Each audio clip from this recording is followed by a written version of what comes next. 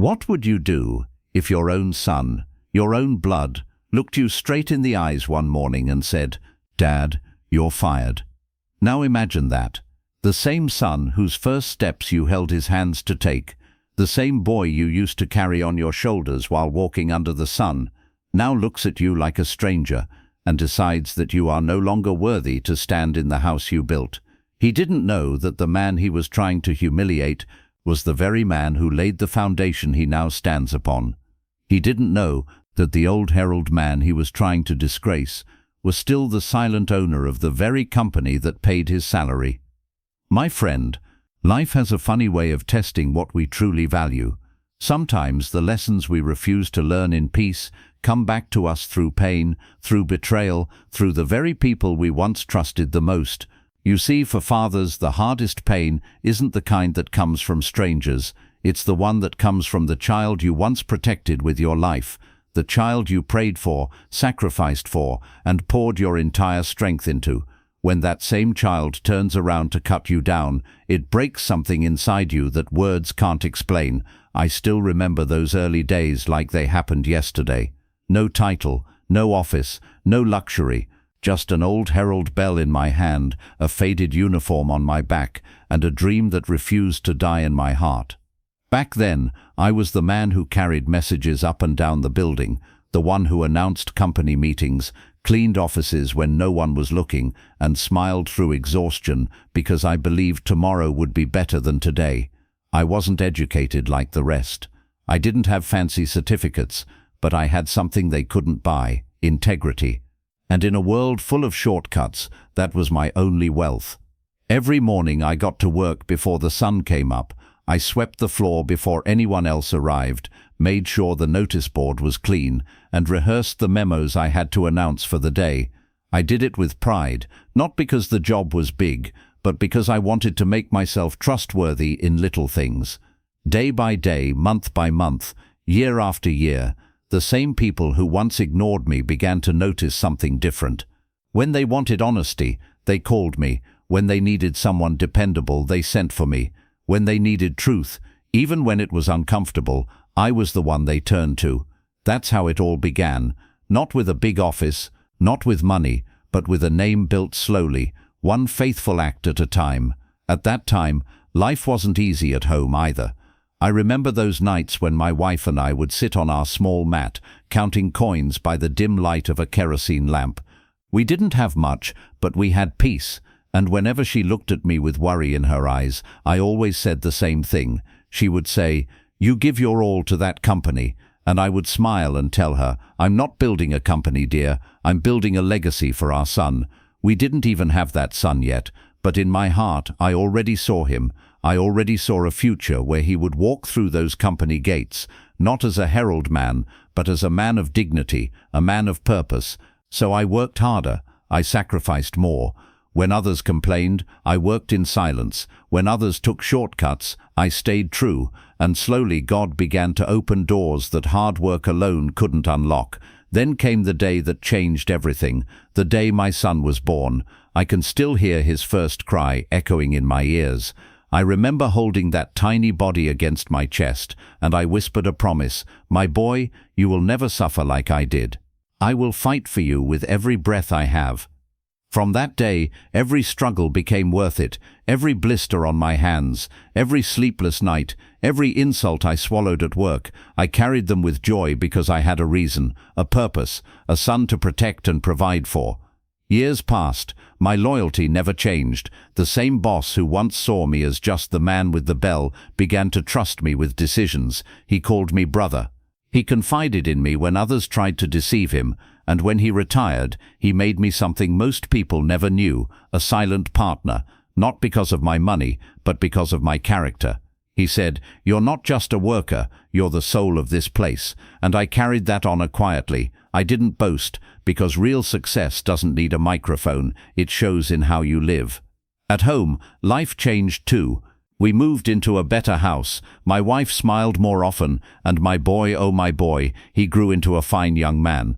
I sent him to the best schools I could afford. I told him, "Son, respect people, be humble, don't ever forget your roots, but sometimes life has a way of turning our blessings into our biggest lessons, because the more I gave, the more he had, and the more he had, the less he seemed to value. He started walking with pride I didn't recognize, the same pride I used to warn him about when he was little. And though I didn't know it then, the seed of arrogance had already begun to grow in his heart. It's funny, isn't it, how a man can pour everything into his child, his sweat, his time, his dreams, and still end up as a stranger in his own story. But you see, I didn't stop loving him, I didn't stop believing in him, because a father's love doesn't retire, even when his heart is broken. And as the years rolled by, my silent sacrifices turned into the foundation of the company he would one day inherit. I thought I was preparing him to lead, but I didn't know I was preparing myself to be tested. Because life, my friend, doesn't always reward goodness immediately. Sometimes it watches how you handle disappointment before it lifts you higher. And in my case, the real test began the day my own son, the very boy I once carried in my arms, became the human resources manager and started planning to remove me from the very company I helped to build. That was the day everything changed. But before that storm arrived, let me take you back to the calm before it all, to the days when pride had not yet blinded him and love still guided his heart. But this story, my friend, isn't about pain alone. It's about patience. It's about preparation. And most importantly, it's about wisdom. Because what happened next proved that when a father walks with integrity and keeps quiet when others mock him, time will always speak for him louder than any defense could ever do. So sit back, my friend, because by the end of this story, you'll understand how life sometimes hides redemption inside betrayal, and how one quiet father turned a moment of humiliation into a lifetime lesson for every son and every man who has ever forgotten where he came from. But before we dive in, tell me, my friend, where are you watching from right now? Type it down below in the comments. And don't forget to subscribe to this channel. Great fatherly wisdom, so you won't miss our next story that might just change the way you see life forever. All right, let's begin the story of how my own son I made the human resources manager planned to fire me as an Herald man without knowing that I am. Time moves fast, my friend.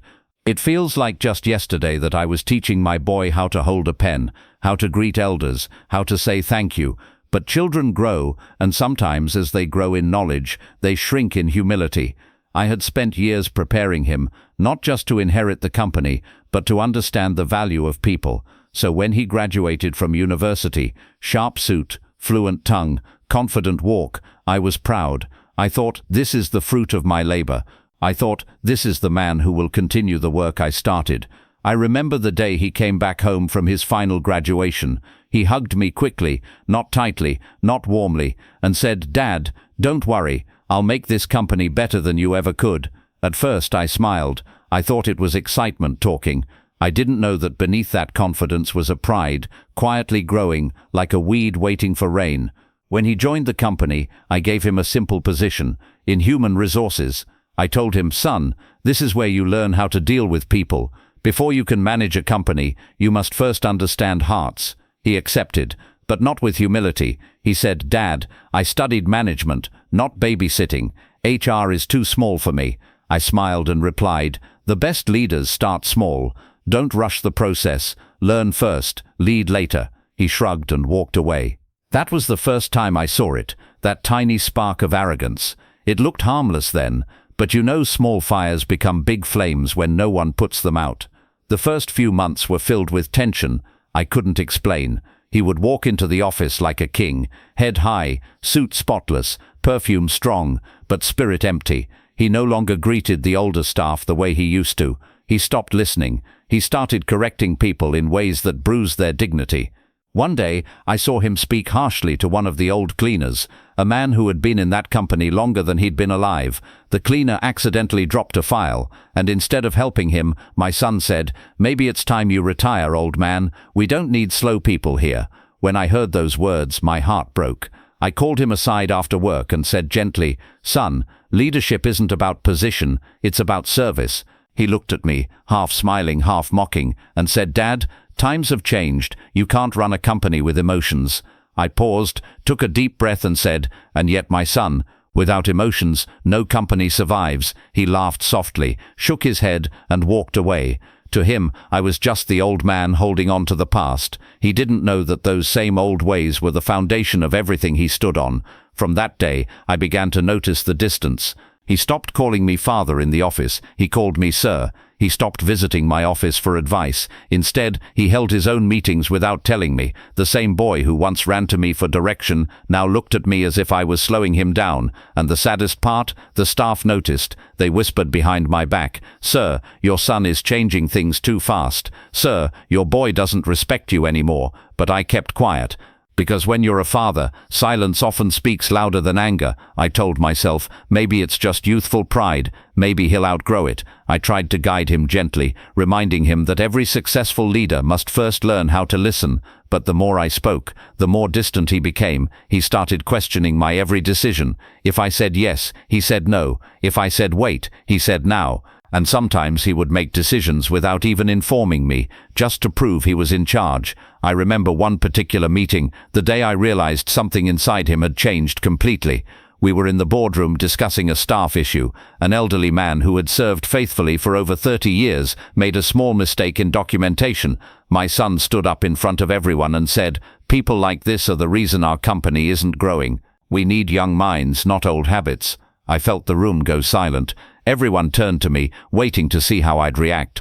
But I didn't say a word, because sometimes correction in public doesn't teach, it embarrasses, and a father's role is to teach, not to shame. After the meeting, I went to his office quietly and said, "Son, don't despise people who laid the path you're walking on. You're standing tall today because others bent low yesterday."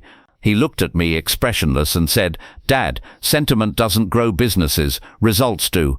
I smiled sadly, because I knew when a man starts chasing success without gratitude, he's already walking on dangerous ground. He began to change the way the company worked. He brought in new systems, dismissed loyal staff, and replaced them with his friends. He called it modernization. I called it forgetfulness. He said he was building efficiency, but I could see he was building ego. Even at home he was different. He spent less time with family. He stopped listening to his mother's gentle advice. He rarely looked me in the eyes anymore. It was as though the higher he climbed, the smaller I became in his sight, and yet I stayed patient, because I believed that one day life itself would humble him, not to destroy him, but to teach him. I prayed every night, "God, don't let my son lose his heart while chasing success." But little did I know, the storm was closer than I thought. At first I thought it was just youthful pride, something time would fix, but I was wrong, because what started as arrogance soon became disrespect, and that disrespect slowly turned into betrayal. They say betrayal never comes from your enemies, it comes from the ones you trust most. And now I understand what that means more than I ever wanted to. After those early signs of pride, I tried to hold things together. I tried to bridge the growing distance between my son and me, with patience, with quiet correction, with love. But sometimes love alone isn't enough to stop a heart that has already chosen its own path. At first it started with small things, a few whispers here, a few hidden meetings there. He began gathering a group of younger staff, people who adored his confidence but didn't understand his intentions. He called them the new generation, and little by little I noticed how the older workers, the ones who had built that company with sweat and loyalty, started being left out of decisions. Meetings I used to lead were now postponed. Documents I was meant to sign were already completed without my knowledge. Even the tone of greetings in the hallway changed.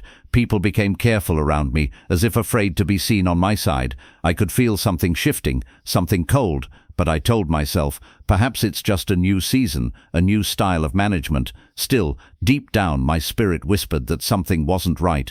One afternoon, as I walked through the office, I noticed how quiet it felt, not peaceful but tense. People stopped talking when I passed, eyes looked away quickly, and even the secretary, who always smiled at me, kept her head down.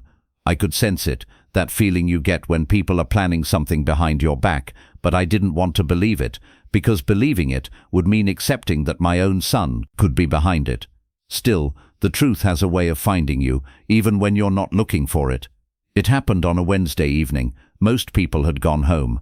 I was walking through the HR office, looking for a missing document. The lights were dim, and the air was heavy. I opened a drawer, and there it was, a printed memo, neatly typed, professionally written, and painfully cold. The heading read, "Proposal for Administrative Modernization." I started reading it. At first it looked harmless, talking about restructuring, performance evaluations, digital reforms, but as I read further down, my hands began to tremble. There it was, my name, under a section titled Retirement and Staff Replacement Recommendations.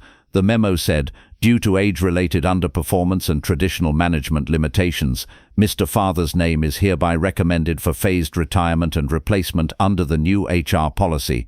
I froze. My eyes couldn't move. My breath felt heavy. I read it again and again, hoping I was mistaken. But there it was, my name, my position, my fate, and at the bottom, signed by none other than my son. In that moment, I didn't feel anger first. No, what I felt was pain. A deep, unexplainable pain that no words can heal. It was as if my entire life, every sacrifice, every late night, every prayer was being erased by one signature. I sat down quietly on that chair, the same chair where I once held my boy when he was small, the same office where he learned his first lessons about life, and I whispered to myself, "My own son wants me out." I could barely say the words. It felt like my heart was collapsing under their weight. Just then, I heard the soft footsteps of my secretary. A loyal woman who had worked with me for years. She had seen it all, the growth, the struggle, the laughter. She looked at me with eyes full of sorrow and said quietly, "Sir, I wasn't supposed to tell you, but he even scheduled the board meeting for next week. The memo will be presented then." Then she whispered, "Sir, I'm so sorry. I thought you already knew." For a moment, the whole world went silent. Even the ticking clock on the wall seemed to pause. I looked at that paper again, and it suddenly felt like a knife in my hands, my own blood, planning my own downfall. I sat there long after everyone had left. The office lights flickered softly. The papers on my desk rustled as the evening wind blew in through the window. And I asked myself one question. Where did I go wrong? I raised him to be strong, yes, but did I forget to teach him tenderness? I gave him authority, but did I forget to remind him of accountability? I taught him how to succeed, but maybe I failed to teach him how to stay humble while succeeding. Those thoughts ran through my mind again and again, until tears I didn't even know I still had began to fall silently down my face. Because no matter how old a man gets, betrayal from your own child cuts deeper than any wound time can heal. I wanted to confront him that night. I wanted to ask him, "Why, son? Why would you do this?" But something in me said, "No, don't rush," because sometimes life's lessons aren't taught through confrontation, they're revealed through consequence. So I folded that paper gently, placed it back where I found it, and walked out of that office without a word. The guards greeted me as I passed, and I forced a smile I didn't feel. The night air felt colder than usual, and as I walked to my car, I realized this was the same company I had once built with love. Now it felt like a battlefield, and the one drawing his sword against me was my own son. That night, I couldn't sleep. I lay awake, staring at the ceiling, listening to the quiet breathing of my wife beside me. I didn't tell her. I couldn't. How do you tell a mother that her only son is planning to throw his father away like old furniture? I watched the shadows of the night dance on the wall and thought of all the years I spent building trust, teaching values, nurturing loyalty, and now the one person I trusted the most had turned it all against me. That day, my friend, I felt the weight of every year I had lived and every tear I had shed for him. If you were me, what would you have done? Would you expose him? Would you fire him first? Or would you stay silent and let pride destroy itself? Tell me in the comments, my friend. Because sometimes silence isn't weakness, it's wisdom waiting for the right time to speak. The morning of the board meeting felt different. The air was unusually heavy, the corridors quieter than usual, and the greetings forced. Everyone seemed to know something I was supposed to be blind to, but I knew. I had known for a week now. I walked into that boardroom with steady steps, carrying nothing but my dignity. The same room I once filled with ideas, laughter and mentorship now felt cold, like a courtroom waiting to deliver a sentence. The table was full, board members, department heads, and my son, sitting proudly at the end, in the chair I once occupied. He looked sharp, confident, polished and smiling, that smile that hides pride behind professionalism. He didn't even look at me when I entered. Just a brief nod, as though I were a guest at my own house. As I sat down, I noticed the papers in front of everyone, the same memo I had seen days before, printed neatly, distributed carefully, ready to be discussed. My son stood up, buttoned his jacket, cleared his throat and began. "Good morning, everyone," he said. "Today marks the beginning of a new chapter for this company." His voice was strong, his confidence unshakable. He spoke like a man, certain that the future belonged to him alone. He continued, "We've all seen how the industry is changing. It's time for modernization, for new energy, for new ideas." He paused, letting the words hang in the air. Then he turned slightly toward me and said, "And that begins with leadership renewal." There was a quiet shift in the room. No one spoke, no one breathed. I could hear the sound of my own heartbeat in my chest. He went on, "With all due respect, I believe it's time to honor the man who built this company, my father, with a graceful retirement. He's done well, but now it's time to let new blood lead." Those words, they cut deeper than a blade. I had imagined this moment in my mind many times, but hearing it aloud in front of everyone felt like a dream I couldn't wake from. I looked around the table. The same men and women I had once guided now avoided my eyes. Some stared down at their papers, pretending to read. Others shifted uncomfortably in their seats. No one dared to speak. No one dared to stand up for me. And my son, he stood there smiling, thinking he was being professional, thinking he was showing strength. He didn't realize that true strength isn't in standing above others, it's in lifting them. I wanted to say something, to defend myself, to remind them of what we had built together. But my voice refused to come out. I just sat there staring at him, and for the first time I didn't see my son. I saw a stranger, a man who had lost himself to pride and forgotten the soil that nurtured him. The same hands that once lifted him when he fell now trembled, not from age but from heartbreak. He called it retirement with honor, but deep inside I knew it was humiliation wrapped in politeness. When he finished his speech, the room remained quiet. He waited for applause, but it never came. Just silence, a heavy, uneasy silence that filled every corner of that room. Finally he said, "Dad, would you like to say something?" It was the first time he called me Dad in months, but not with love, with formality, like a closing remark in a business deal. I stood up slowly. Every movement felt heavy, as if my body carried the weight of all the years I had given to that place. I looked around, not at the walls or the charts, but at the people, faces I had seen grow, people I had mentored, trained, supported. I wanted to speak, but what could I say? When words no longer change hearts, silence becomes the loudest answer. So I simply smiled, a small broken smile, and said softly, "I have nothing to add." Then, without another word, I turned and walked out of the room. As I walked down that long hallway, the memories came flooding back. The first day I walked in as a Herald man, the first time I carried those dusty files, the first promotion I ever received, and now the last walk as an unwanted man. Each step echoed against the floor, and with each echo, a piece of my heart fell behind me. The company I built with faith and integrity was now a place where titles mattered more than truth, and the boy I had once carried on my shoulders was now the man trying to bury my legacy. But I didn't cry. Not then, because something deeper than sadness filled me, something that felt like quiet strength. It was as if life itself whispered to me, "Be still, this isn't your end, it's his lesson." I stepped outside into the sunlight, feeling the warmth touch my face. For a moment I closed my eyes, and in that brief silence I remembered the promise I had made years ago, the day he was born. I had said, "My boy will never suffer like I did." Now I understood. Maybe this was part of that promise. Maybe he needed to walk this path, to understand what real success means. Because sometimes the only way to teach a man humility is to let him build his own downfall. So I didn't go home defeated. No, I went home thoughtful. Because what my son didn't know was that I had prepared for this day long before he was even born. You see, I didn't just build that company. I built a legacy, a structure, a foundation deeper than paper titles and office walls. He thought I was just an old Herald man clinging to the past. but I had quietly secured something far more powerful, something that time and pride could never erase.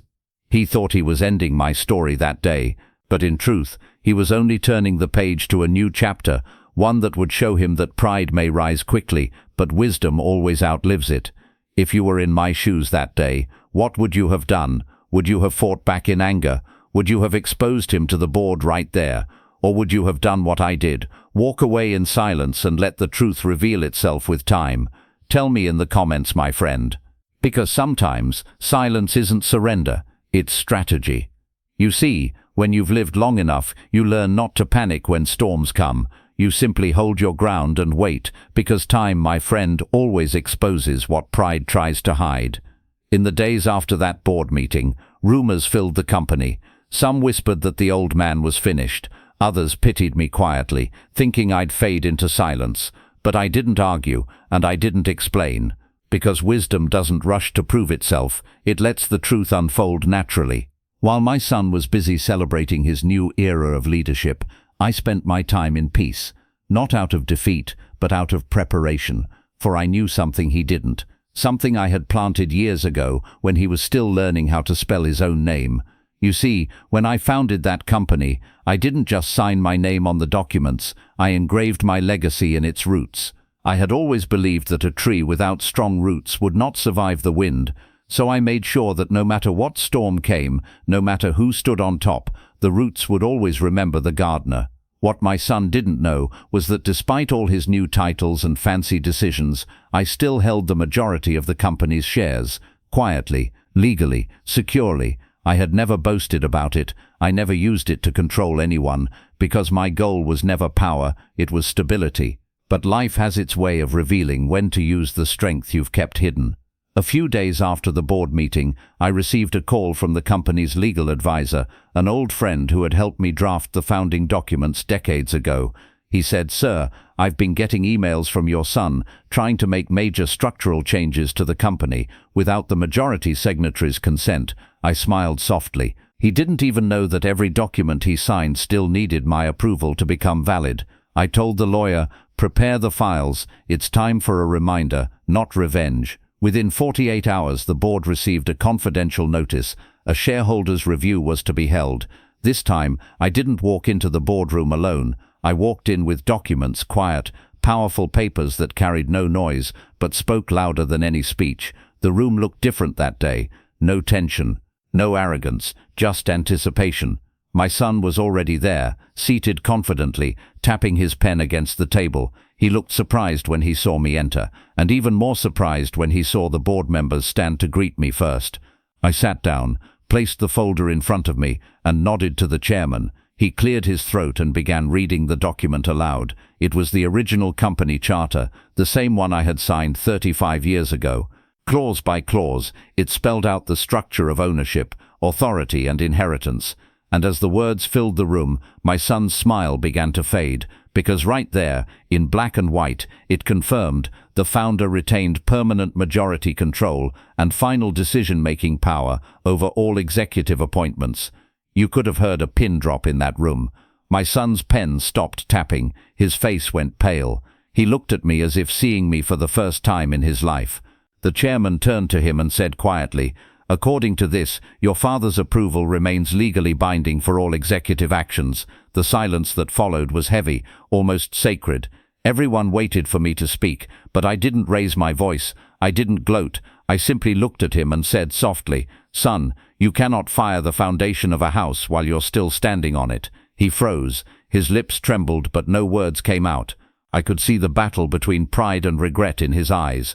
For the first time, the mighty voice that once filled the boardroom with authority was silent. Finally he whispered, "Dad, I didn't know." I looked at him, not with anger but with quiet sorrow, and said, "You didn't care to know." And that, my friend, was the truth.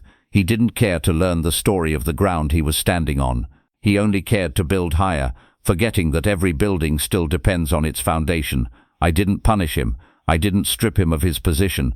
I simply placed the papers back in the folder and said, "You wanted to lead, then lead, but now with understanding, not with pride." He lowered his head. In that moment he didn't look like a manager. He looked like a child again, A boy who suddenly realized how much he had misunderstood the man who raised him. I could have humiliated him. I could have used the same weapon he used against me, but I didn't.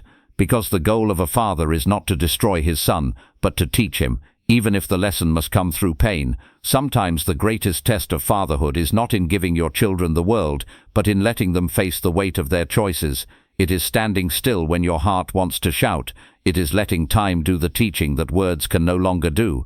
And that day, I realized something deeper, that love is not measured by how much you give, but by how much you endure for the sake of your child's growth. Because one day, when pride fades and age humbles the heart, every son will look back and finally understand the man who once walked away silently instead of fighting back loudly.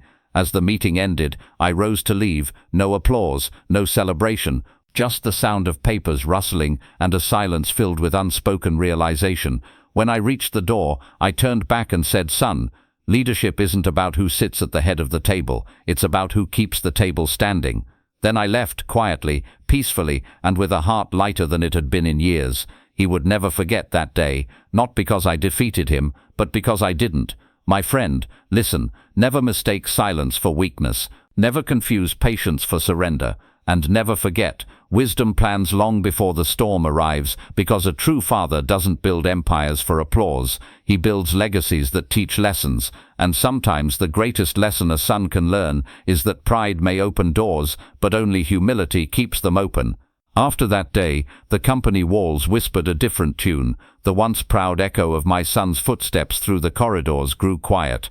His voice, once loud and commanding, now trembled with the weight of consequence.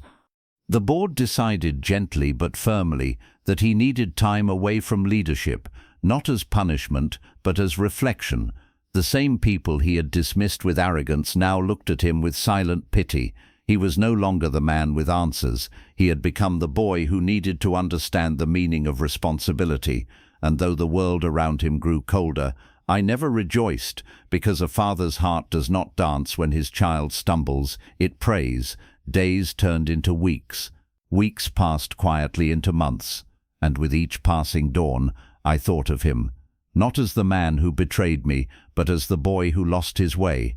One evening, I sat outside on the old wooden bench in front of my house, the same spot where I used to rest after long days at work.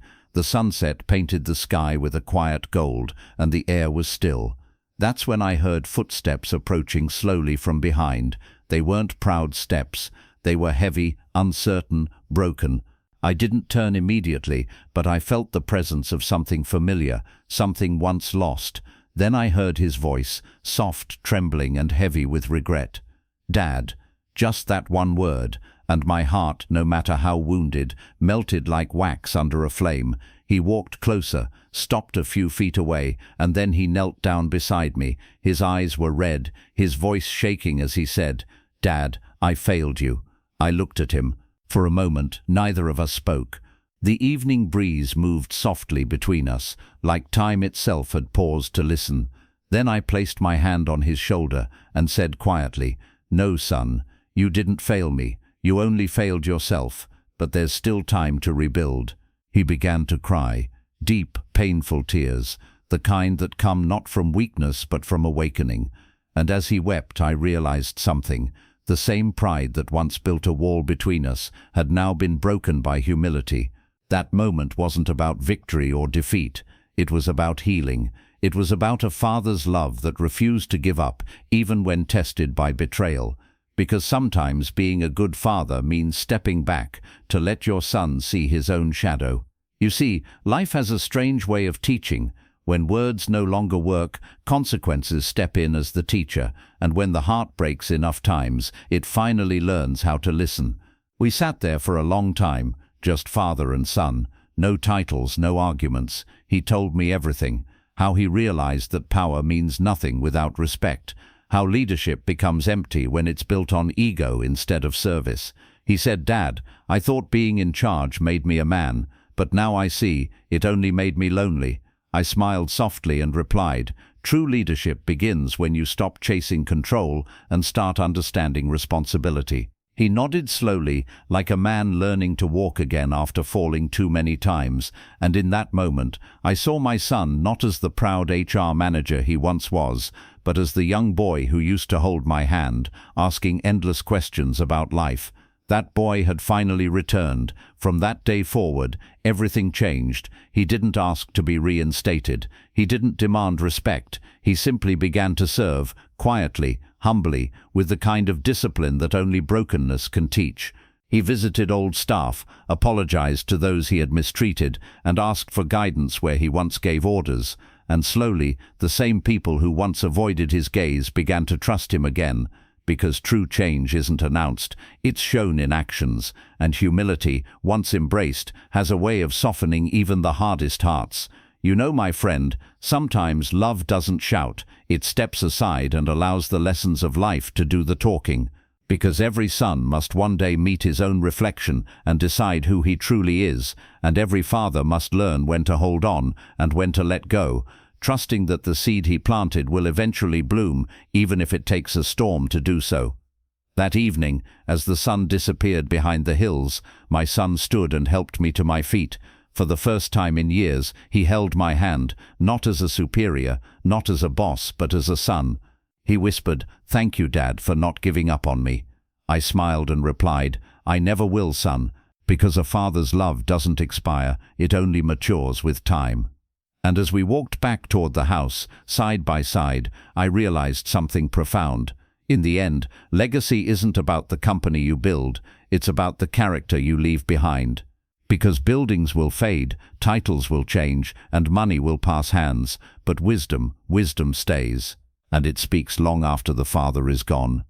So my friend, if you're listening to me right now, don't let pride destroy what patience can heal.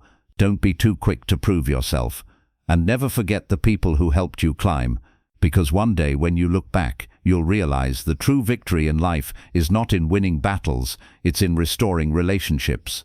Before we close, tell me in the comments below, what lesson did this story teach you about pride, forgiveness, and family? Let's share our wisdom together. And if you're new here, don't forget to subscribe to Great Fatherly Wisdom, where stories like this remind us that true greatness is not in how high we rise, but in how deeply we love. You know, life has a way of wounding you in the places you thought were strongest, not through strangers, but through those you once carried in your arms. Nothing, and I mean nothing, cuts deeper than being betrayed by the one you raised. The same hands that once reached for you in trust now turn against you in pride. It breaks something inside you. It makes you question everything, your efforts, your sacrifices, your love. But hear me, my friend, nothing heals faster than forgiveness, because forgiveness is not about pretending it didn't hurt. It's about refusing to let the hurt turn your heart to stone. When I forgave my son, I didn't do it because he deserved it. I did it because I needed peace. Because I realized holding on to pain doesn't punish them, it poisons you. Forgiveness is not weakness, it's the quiet strength to look pain in the face and say, "You no longer control me." That night after our talk I couldn't sleep, not because I was restless, but because my heart was at peace. For the first time in a long while I slept without bitterness. And when I woke up the next morning, I looked in the mirror and saw not a defeated father, but a healed man. My son stumbled, yes, he fell hard, but the beauty of falling is that it teaches you where the ground is. And when he rose again, he rose wiser, softer, and humbler. A son who falls can still rise. A father who forgives can still teach. And that, my friend, is what makes life beautiful. It's not the perfection of our stories, it's the redemption that comes after the pain. Sometimes we think strength means never breaking, but true strength is being able to break and still choose to love again. You see, every family will face its test, every relationship will pass through fire, but it's not the fire that destroys, it's the pride that refuses to cool down afterward. And if you can swallow your pride, if you can forgive, even when your heart says don't, then you've already won a greater battle than revenge could ever give you. Tell me, my friend, have you ever had to teach a painful lesson to someone you love? Maybe a child who disappointed you, a friend who betrayed your trust, or a spouse who forgot your worth. If you have, share your story down below in the comments. I read every single one, because stories like these remind us that we're not alone in our pain. We're connected through it.